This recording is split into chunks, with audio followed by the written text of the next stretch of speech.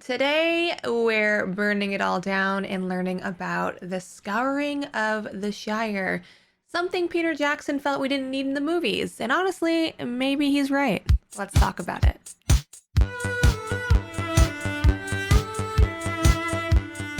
Before we get into the episode, we are going to answer a listener question. And Andrew writes, why does Tolkien call the Hobbit's land the Shire in The Lord of the Rings? I have heard so many different reasons why. Okay, well, it's not that serious. It's not a huge mystery.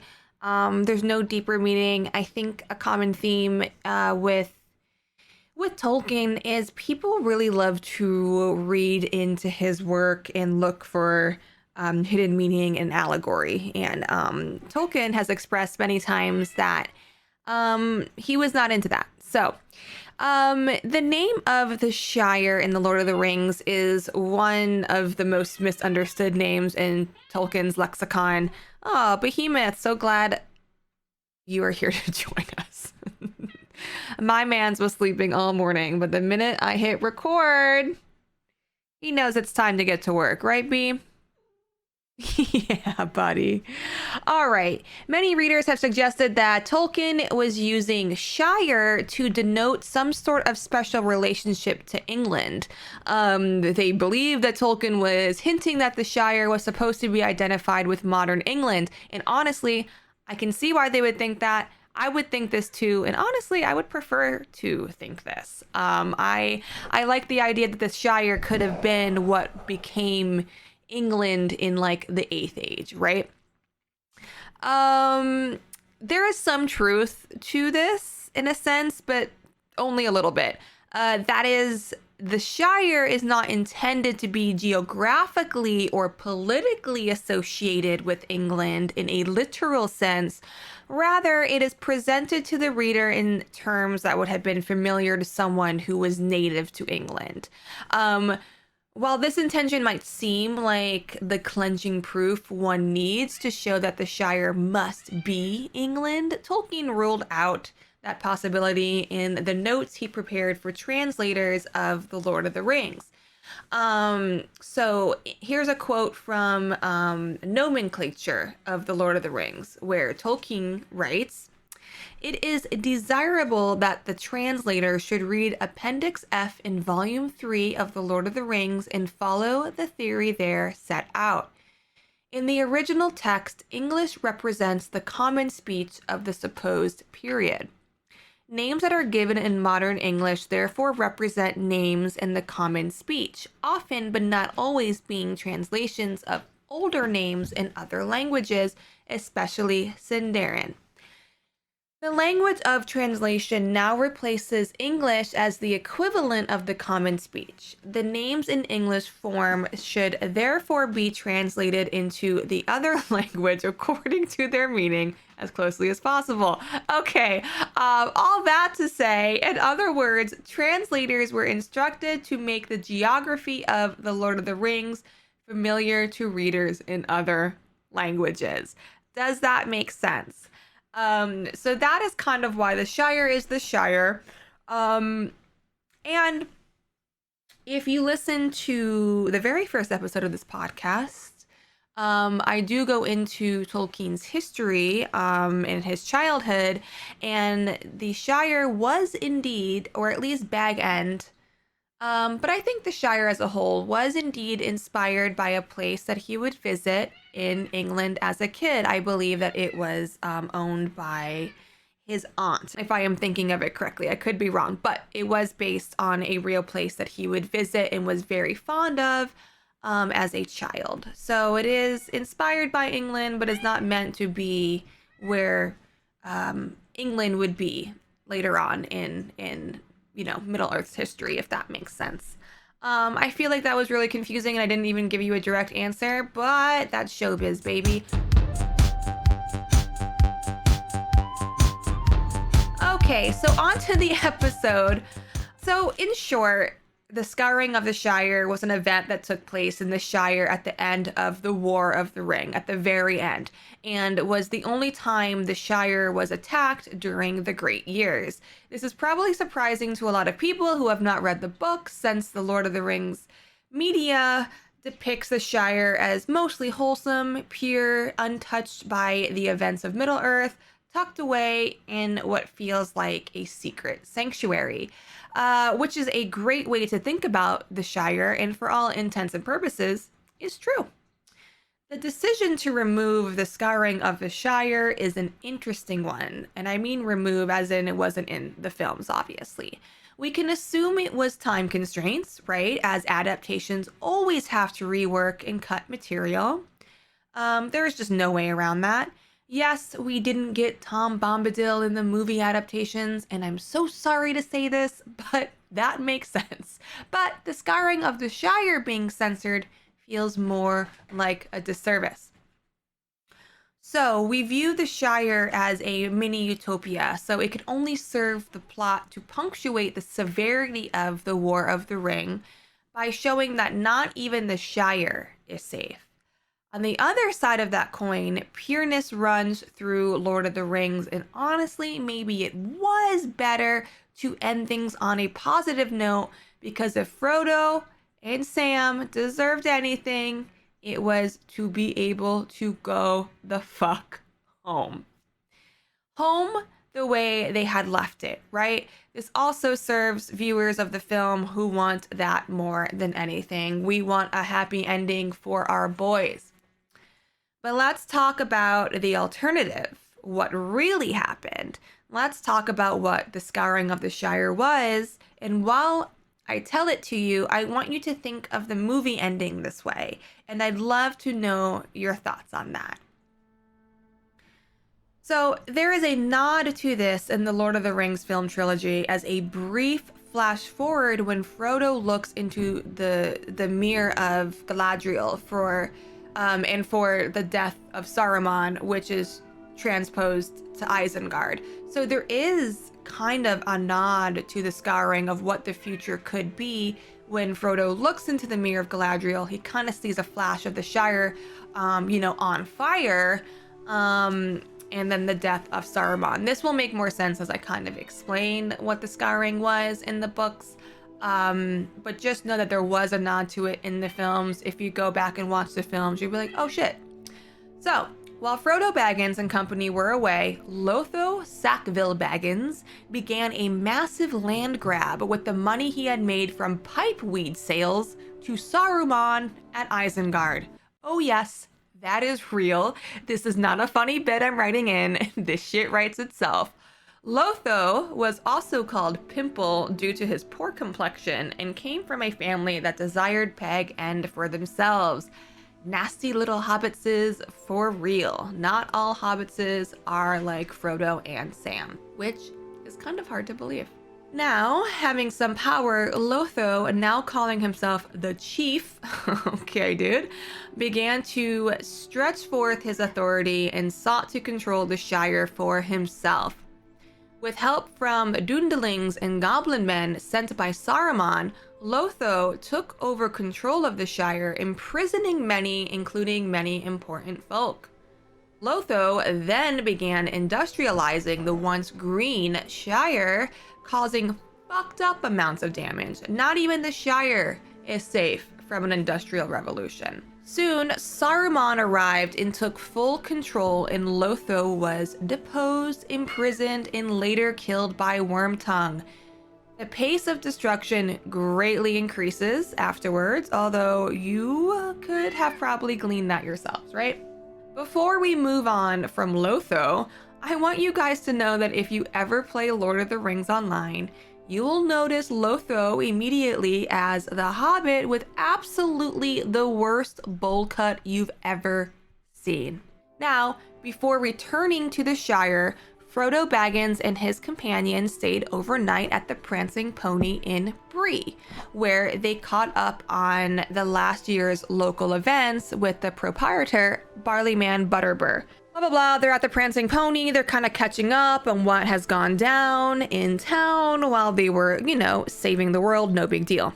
They learned that strangers from the south had come to settle in and around Bree, much to the discomfort of the peace-loving men and hobbits that were local to the region, right? A fight had then occurred in Bree between Bill Fernie's friends and some Bree men, such as Matt Heathertoes, with the former then driven out. So they kind of stood their ground and didn't let, these creatures kind of move in on Bree. After their stay at the Prancing Pony, Gandalf took the 4 hobbits, Frodo Baggins, Sam Gamgee, Merry Doc Brandybuck, and Peregrine Took part way to the Shire, but detoured to have a long talk with Tom Bombadil. He assured the 4 that their training in the War of the Ring would be sufficient to settle the troubles.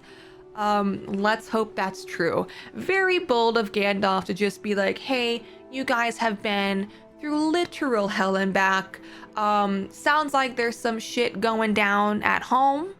The only place in the world you want to be, but y'all got this, right? Okay. So now we jump into what's called the Battle of Bywater. The hobbits decide to raise the Shire, right? Merry blows the magic horn given to him by Eowyn of Rohan, while Sam recruits his neighbor Tom Cotton and his sons, who rouse the village. Cotton tells them that wagon loads of goods, including tobacco, have been sent away, causing shortages. It's crazy how fucked up hobbits get over tobacco. I love that shit. My little weed boys. Okay. They were paid for with unexplained funds by Lotho Sackville Baggins, known as Chief or the Boss, who moved into Frodo's home. Oh yes, I neglected to mention that not only did Lotho fuck everything up, he moved in to Frodo's home in Bag End. Pretty quickly after Frodo left on the quest to destroy the ring. Pippin rides to his home village, Tuckborough, to rally his kin, a large Took clan. A gang of 20 ruffians from Hobbiton try to take Farmer Cotton prisoner. The leader of the gang is killed with arrows, and the other ruffians quickly surrender. So, a bunch of these ruffians, non-hobbits that are invading Bag End, or the Shire, try to take Farmer Cotton prisoner, and then we got hobbit archers coming in and fucking everything up. That's a beautiful thing. The next morning, the hobbits at Bywater learn that Pippin's father, Thane Paladin II, has raised Tookland and is pursuing ruffians who have fled south, literally going after them. That Pippin will return with all the hobbits his father could spare, and that a much larger group of ruffians is heading towards them. So Pippin returns with 100 members of his family before the ruffians arrive, right? 100 fucking members of his family, 100 hobbits. Merry and Pippin led the hobbits to victory in the brief Battle of Bywater. They ambushed the ruffians by blocking a high-hedged lane with wagons in front of them and then behind them. Most of the ruffians are killed. These hobbits are out for blood. Frodo does not take part in the fighting. So this is pretty much led by Merry and Pippin. The hobbits go to Hobbiton to visit Lotho. The whole area has been despoiled and Bag End is apparently empty and unused. There they meet Sharky, which is an alias of the wizard Saruman. He is accompanied, of course, by his servant Wormtongue. So Saruman has lost his wizard's power except for his deceptive voice. He tells them he has deliberately harmed their home in revenge. Frodo tells him to leave the Shire. Saruman, in reply, tries to stab Frodo, but the knife snaps on Frodo's hidden coat of chainmail. If you'd also like to snap a wizard's dagger, feel free to visit my chainmail store at www.airmail.com. Frodo asks the other hobbits not to kill Saruman. Why? I don't fucking know. And offers Wormtongue the opportunity to stay. Frodo is too good.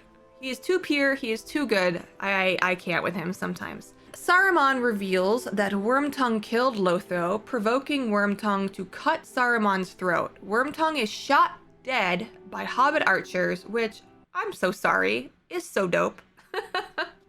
A column of mist then arises from Saruman's corpse and is blown away in the wind. starkly different from Saruman going out the way he did in the films, right?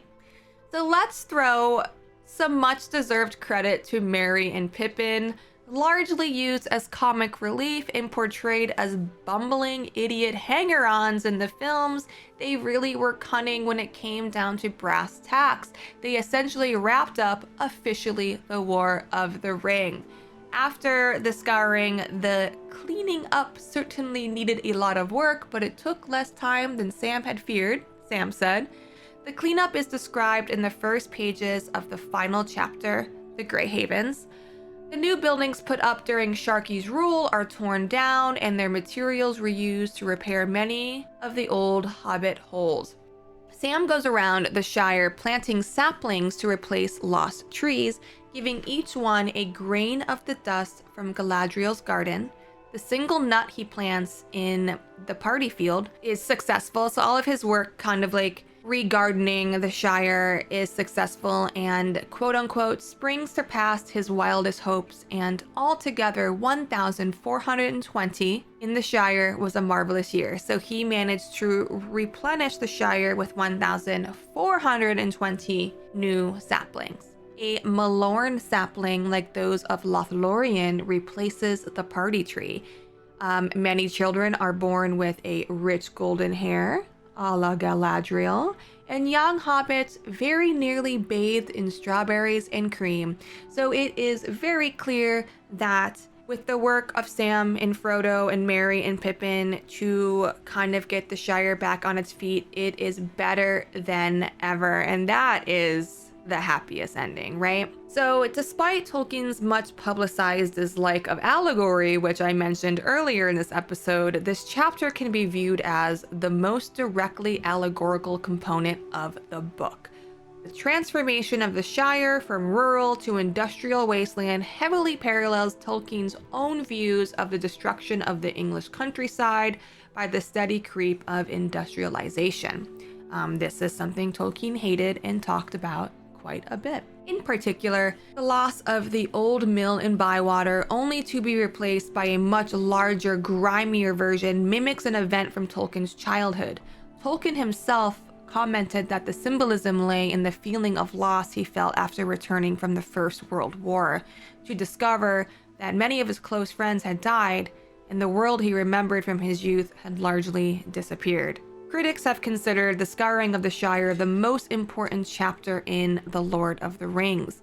Tolkien denied that the chapter was an allegory of the state of Britain during the aftermath of World War II. Again, Tolkien is inspired by events, but is not a fan of allegory and speaks out against allegory in his works quite consistently. Now, commentators and critics, however, seen it as applicable to that period with clear contemporary political references, which in their opinions include a satire of socialism, echoes of Nazism, allusions to the shortages in post-war Britain, and a strand of environmentalism. Again, another thing that Tolkien was interested in. The idea of such a chapter was, as Tolkien stated, planned from the outset as part of the overall formal structure of The Lord of the Rings, though its details were not worked out until much later, which, is pretty common for any writing process. The book's central theme is going out on the physical quest to destroy the One Ring, to be balanced by a chapter on returning home on the moral quest to purify the Shire and to take responsibility for oneself. However, the actual addition of Saruman to this part of the story as the reason why the Shire should not need to be scoured came very late in Tolkien's composition.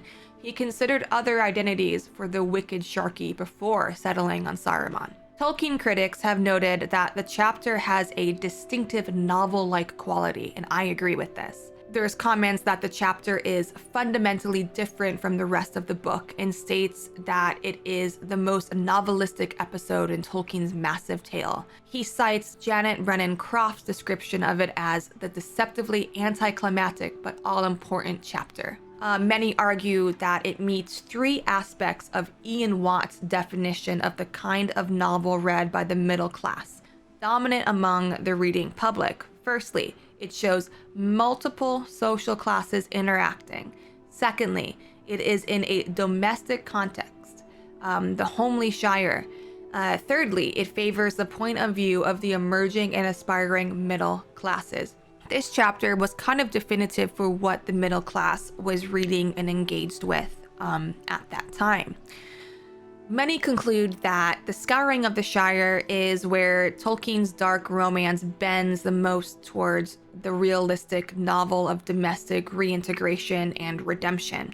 Some people say that the distinctive feature of the Scouring is that, unlike the rest of the book, there are no miracles and that the laws of nature work with full and undisputed force. Saruman was once able to work magic, but in the chapter he works as a politician, essentially, without sorcery.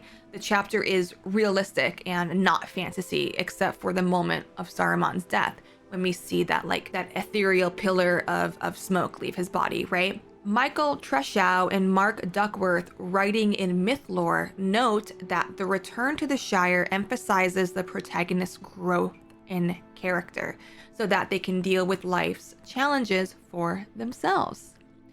Just as at the end of The Hobbit, Gandalf tells Bilbo that he is not the hobbit that you were, having learnt from his adventures. So in The Lord of the Rings, Gandalf tells Frodo and the other hobbits that he will not be coming to the Shire with them, since you will need no help. You are grown up now, grown indeed very high. Among the great you are, and I have no longer any fear at all for any of you. Wow, Gandalf, Daddy Gandalf.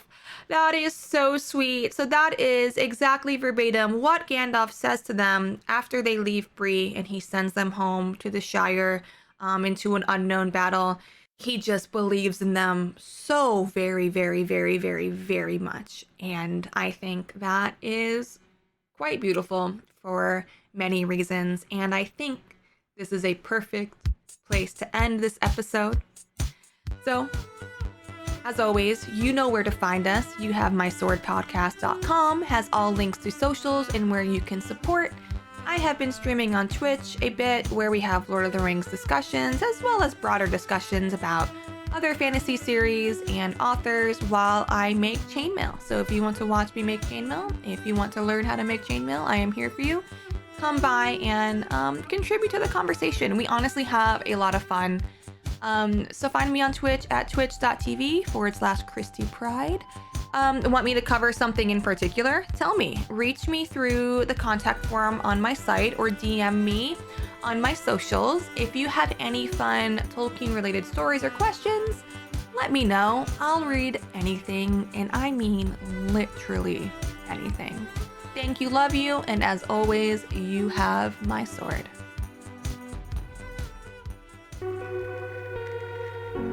Edgeworks Nebula.